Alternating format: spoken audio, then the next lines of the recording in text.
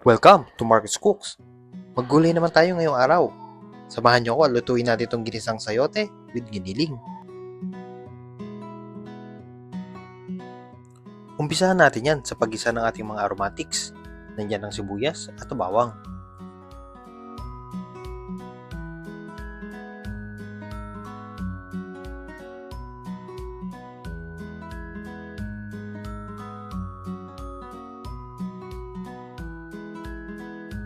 Tapos ay isunod na natin ang kamatis.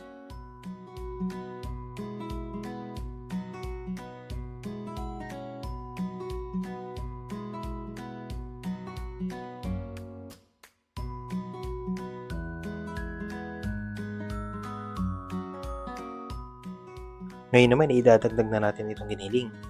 Gigisahin lang natin ito at tatakpan din natin para maluto siya hanggang sa maging golden brown.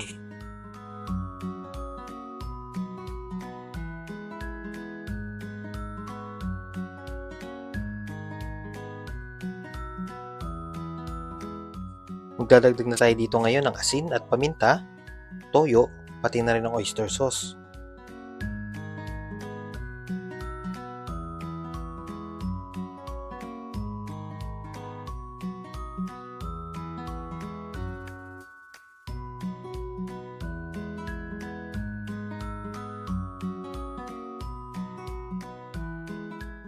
Ngayon naman ilalagay na natin itong sayote at isayin lang natin doon sa giniling.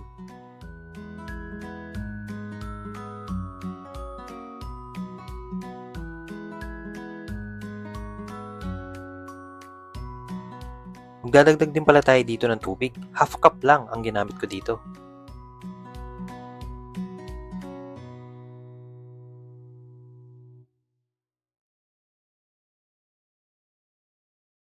Hayaan lang muna natin itong kumulo para magkapit-kapit ang kanilang mga lasa.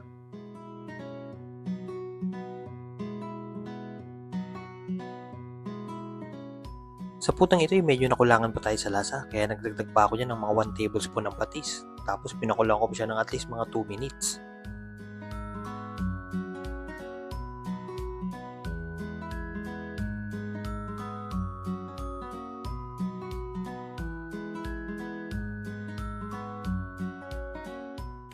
O ayan, pagkatapos ng maikling pakulo ay luto na yung ating ulam. Sana nagustuhan mo itong recipe natin ngayong araw. Subscribe ka na sa ating channel para updated ka sa mga susunod pa nating lulutuin. O paano? Salamat!